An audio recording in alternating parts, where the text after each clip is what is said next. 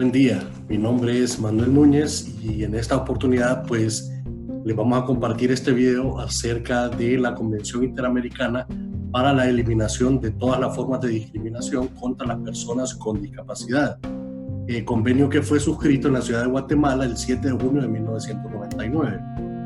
Bien, como primer punto pues es importante comprender la definición del término discapacidad, para la cual me permito decirles que este término significa alguna deficiencia física, mental o sensorial, ya sea de forma permanente o temporal, y que en ciertas situaciones suponen pues una restricción o anulación de sus capacidades de actuación.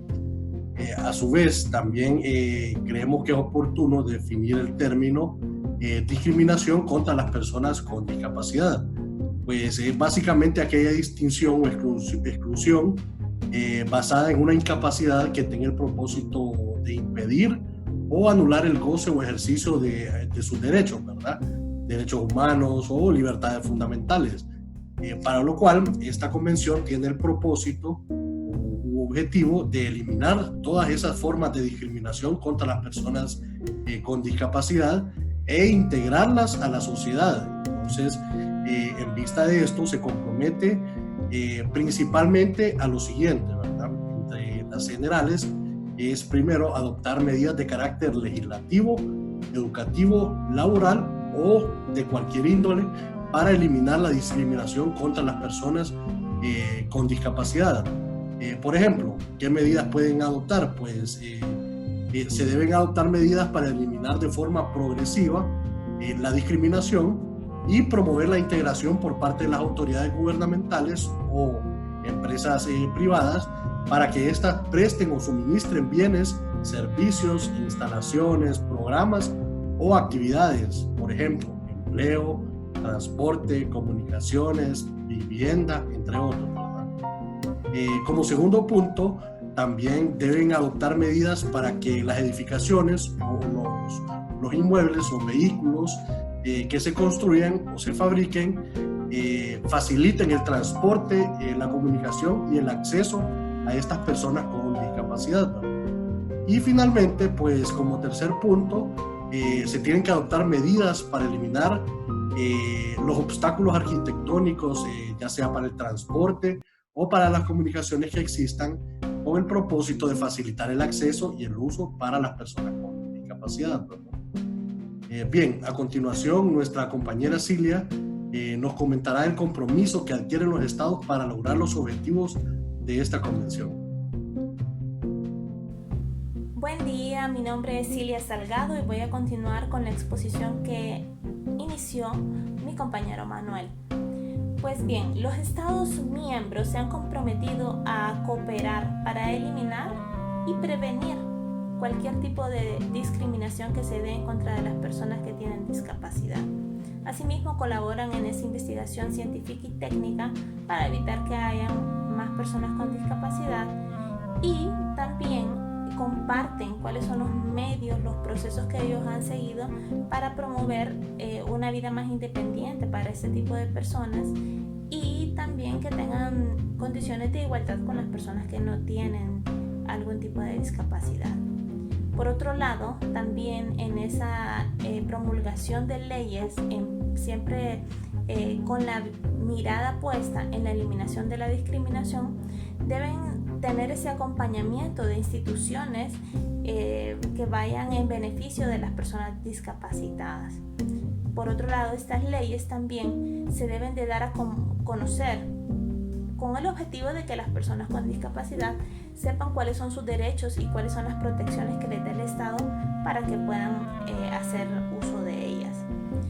Para que todo lo que habla este convenio pueda llegar a un buen término y se pueda cumplir y se pueda lograr su objetivo de eliminar toda forma de discriminación, se creó un comité en el cual cada uno de los países miembros tiene un representante.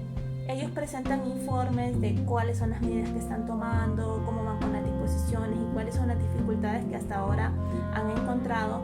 Asimismo, comparten sus experiencias y También el mismo comité da conclusiones, da observaciones y algunas sugerencias a los países miembros para que puedan mejorar y lleguemos a la meta de eliminar todo tipo de discriminación en contra de las personas que tienen algún tipo de discapacidad. Eso es todo de mi parte, los dejo con mi compañero Rosny. Gracias.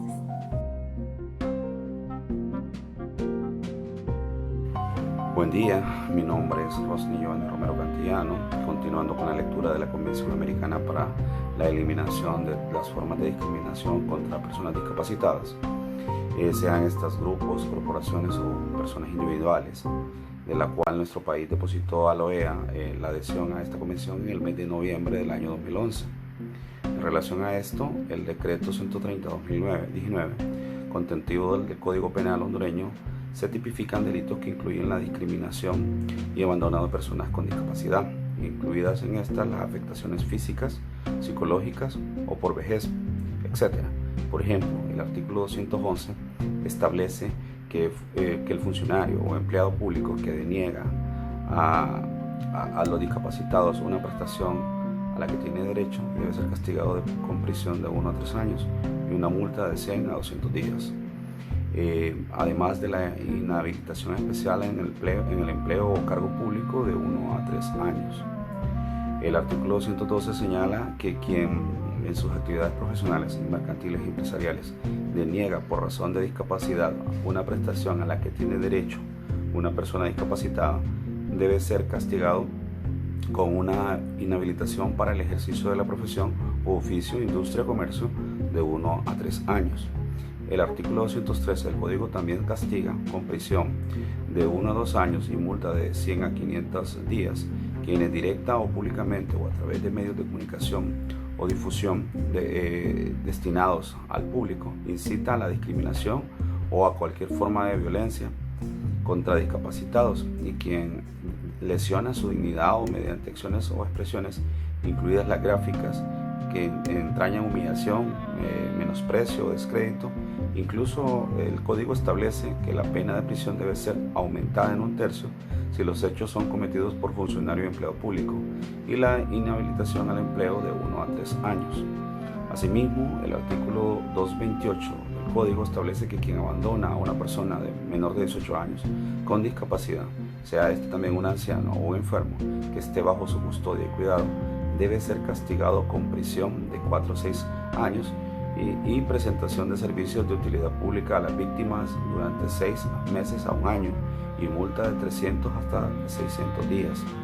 Si el abandono, ¿verdad?, es por los padres, los tutores o los guardadores, la pena se debe gravar en 1/3.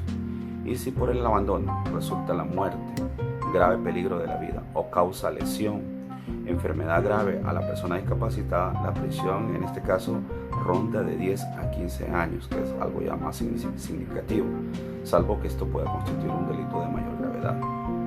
Además de lo anterior, si el autor es funcionario, empleado público o profesional de la salud o auxiliar, se debe imponer prisión de 6 a 9 años e inhabilitación el doble de tiempo que dure la pena de prisión. De esta forma, es importante manifestar que nuestro Código Penal se ha ajustado al derecho internacional en relación a esta materia, con lo cual se dignifica la población discapacitada.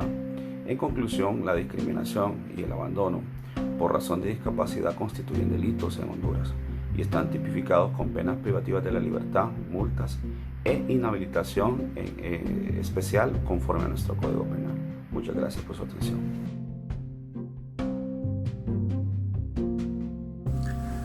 Hola, muy buenas. Mi nombre es Juan Alberto Núñez y es un placer para mí saludarles. Yo les voy a hablar un poco sobre el decreto 106/2005 de la Ley de Equidad y Desarrollo Integral para las Personas con Discapacidad. En Honduras, los estudios acerca del tema de discapacidad son escasos y limitados. Según un estudio realizado en el 2014 por especialistas en la Unidad de Medicina Física y Rehabilitación del Instituto Hondureño de Seguridad Social, en asociación con la Facultad de Ciencias Médicas de la Universidad Nacional, el cual muestra que alrededor de 381,000 personas vivían con discapacidades, lo cual representó un 4,6% de la población, que para entonces se presumía de 8,2 millones de personas. La muestra fue de personas de entre los 18 a los 65 años de edad. El decreto que promulga la Ley de Equidad y Desarrollo Integral para las Personas con Discapacidad pretende contrarrestar los actos discriminatorios a los que se enfrentan estas personas, ya sea en el ámbito laboral, social, educativo o de acceso a los servicios públicos o privados. La misma ley establece que el Estado tiene el deber de promover y proveer el desarrollo integral de los discapacitados dentro de la sociedad. En su artículo número 2 presenta los objetivos de esta ley. Entre los más relevantes encontramos el de asegurar a las personas con discapacidad accesibilidad a su entorno, servicios de salud, educación y formación profesional. Así como lo dijo un famoso arquitecto llamado Le Corbusier, y lo cito textualmente: trabajar cada uno en su esfera de competencias y según sus posibilidades por una vivienda y una sociedad más humana, por una ciudad que sea capaz y ordenada arquitectónicamente para que todos los hombres, incluso aquellos que usan silla de ruedas, puedan circular, acceder sin trabas plenamente y libremente en los espacios físicos. Entre otros de los puntos interesantes encontramos el de la inserción laboral con igualdad y coadyuvar a que las personas sean incorporadas a una vida socioeconómica activa que le permita ingresos a fin de satisfacer sus necesidades básicas. Para desarrollar un poco más este punto, el Código del Trabajo contempla 3 tipos de incapacidad. Sabemos que está la incapacidad temporal, la incapacidad parcial permanente y la incapacidad total permanente. Cuando decimos incapacidad temporal, es aquella que le impide realizar sus actividades laborales durante un periodo de tiempo. La incapacidad permanente es aquella que lo inhabilita de manera vitalicia para realizar sus actividades, y la capacidad parcial permanente tenemos aquella que le disminuye sus facultades para realizar sus actividades laborales, ya sea por haber perdido alguno de sus miembros o algún órgano o función en su cuerpo.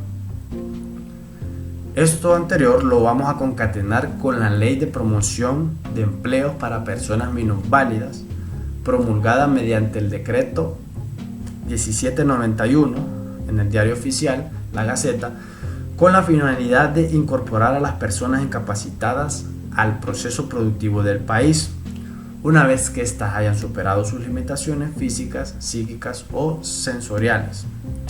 Esta ley obliga a las entidades de la administración pública y a las empresas de carácter privado a contratar un cierto número de personas discapacitadas, ya sean trabajadores minusválidos o discapacitados, establecido de la siguiente manera. Aquellas empresas que cuenten de 20 a 49 trabajadores deberán contar al menos con una persona en condición de discapacidad. Aquellas que estén entre los 50 a 74, al menos 2 personas. Aquellas de 75 a 93, al menos 3. Y una vez llegado a los 100, por cada 100 trabajadores se van a tener 4 personas en condición de discapacidad. Esto ha sido todo referente a este tema y muchísimas gracias por su atención.